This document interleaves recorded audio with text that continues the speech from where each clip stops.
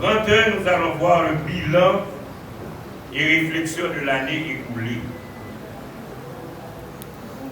L'année judiciaire écoulée n'a pas été sans difficulté.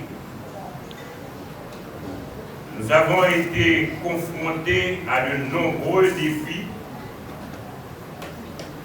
manque de moyens matériels, surcharge de dossiers,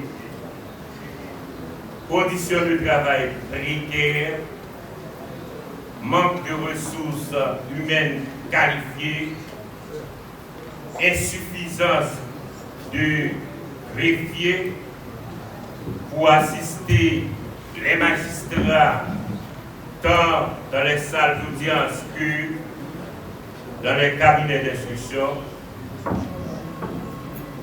Parfois, le chef du greffe utilise les bons offices d'un greffier ad hoc, surtout lorsque les deux salles d'audience travaillent,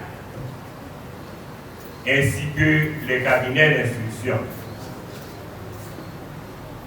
À cause du délabrement d'une des salles d'audience, après le séisme du 14 août 2021, celle qui se situe au niveau 2 du bâtiment est rarement utilisée. Mais malgré tout, grâce à la détermination et au sens du devoir de chacun, la justice a continué à fonctionner le plus souvent dans la difficulté, mais toujours avec le souci de servir le droit et l'équité.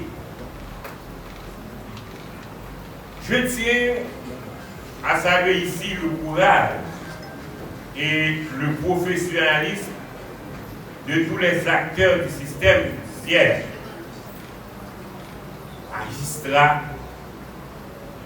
greffiers, huissiers, avocats et personnel administratif.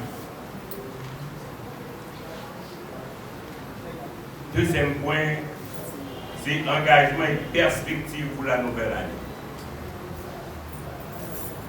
La nouvelle année judiciaire doit être pour nous un temps de renouveau, de réflexion et d'action.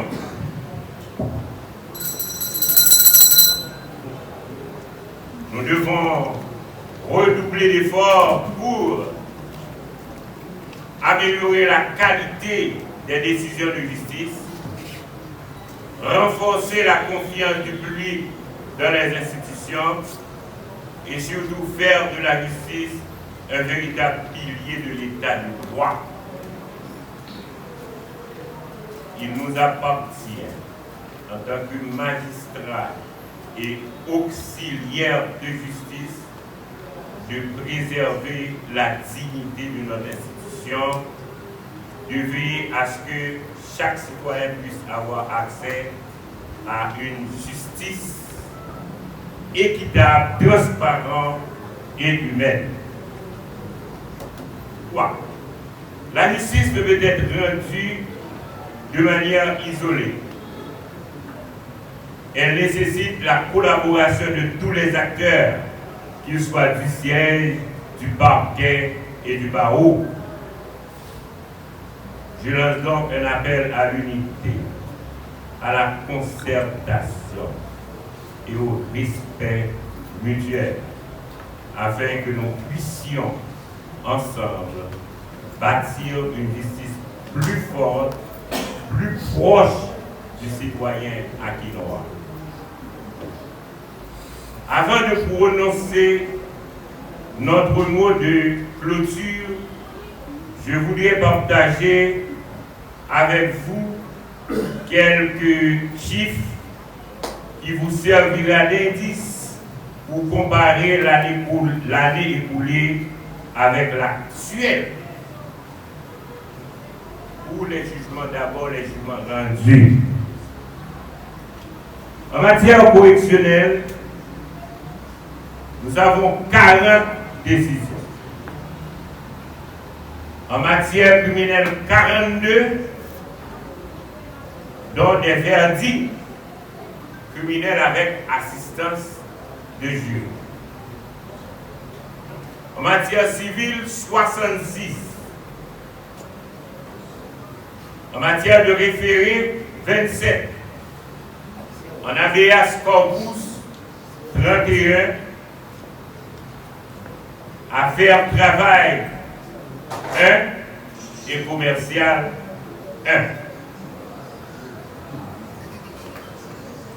1. Nombre d'ordonnances rendues.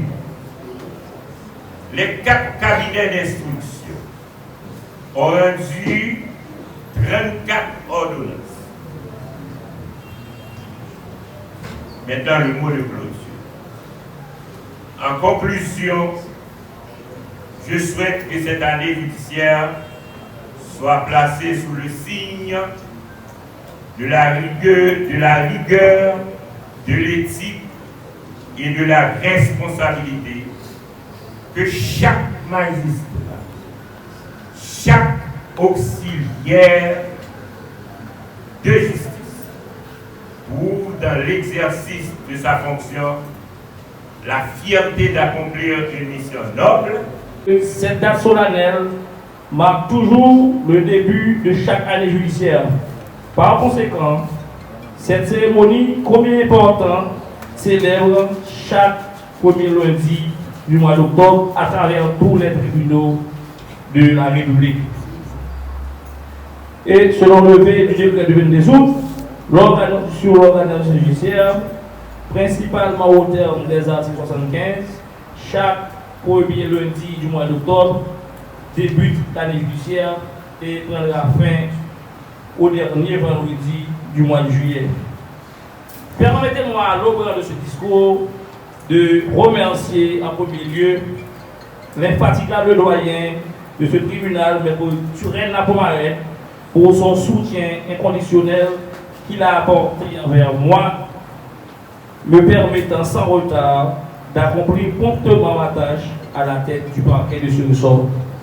Il me soit permis également de témoigner ma gratitude envers mes collègues parquetiers et les magistrats assis de ce tribunal pour leur marque de collaboration qui a assaini ce temple de Thémis qui nous ont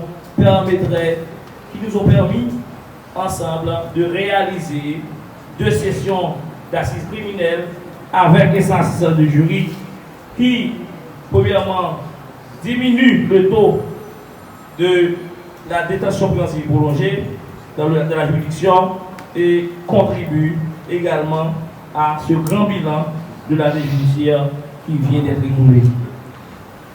Mes remerciements vont également à l'endroit des membres du personnel administratif, tant du tribunal que du parquet, qui dégageaient un esprit positif dans l'accomplissement de leurs tâches au sein du tribunal, un acte royal servant également à la réussite de l'année judiciaire 2024-2025. Je félicite certains auxiliaires de la justice, tels la police, les avocats qui eux-mêmes ont contribué également à la bonne marche de la juridiction au cours de l'année judiciaire antérieure. Aujourd'hui, après cette cérémonie solennelle, l'année judiciaire 2025-2026 est déclarée ouverte sur l'ordre du doyen du tribunal. Cela implique pour tout le monde que toutes les activités judiciaires sont reprises à travers toutes les juridictions de la République. Et désormais, tous les membres du personnel du parquet sont exhortés de reprendre leurs fonctions convenablement pour assurer la bonne marche de la justice à travers cette juridiction. Toujours à l'ordre de cette année judiciaire, je prends l'engagement public de remplir avec sens de responsabilité ma fonction comme chargé de ce parquet. Et je suis conscient des attentes, des défis et des exigences que cette tâche m'implique. Je m'engage à l'exercer avec rigueur, intégrité, bravoure et impartialité dans l'intérêt supérieur de la loi et de la société. Pour obtenir ce résultat escompté, le parquet envisage certains points essentiels qui vont permettre à la bonne marche de cette juridiction.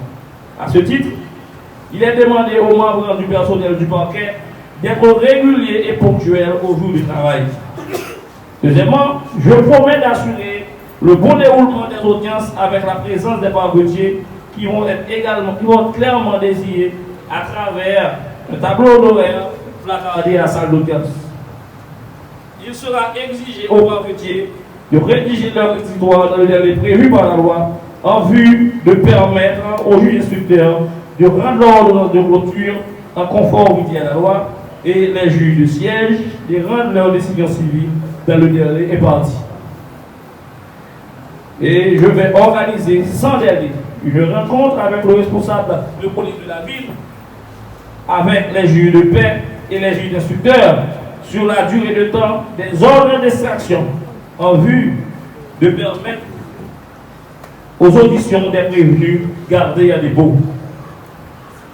Dans le but de combattre l'insécurité foncière, à travers cette nouvelle année judiciaire, il est défendu à tout apporteur d'instrumenter sous aucune forme, sans avoir obtenu l'autorisation d'apporter dûment signée par le doyen et le commissaire de gouvernement, et que tout apporteur stagiaire retrouvé sur un terrain sans la présence de l'apporteur commissionné en train d'exercer des actes similaires à une opération d'apportage, il sera poursuivi jusqu'à la dernière rigueur.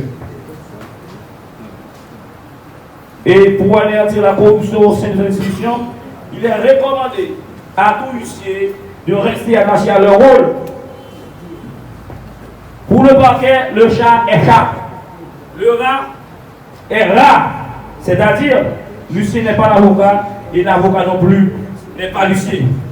En d'autres termes, comme a dit le fameux Isaïe Saget, que chaque bourru près de son pâturage. À travers cette nouvelle année judiciaire, seuls les avocats pourront exercer les défenses des prévenus et tout fondé de pouvoir qui devrait assister une personne devant le parquet doit se faire assister d'un avocat militant. Ne voulant pas se conformer à ce principe, ils seront pris dans les lacets, à bon entendeur, salut. Je suis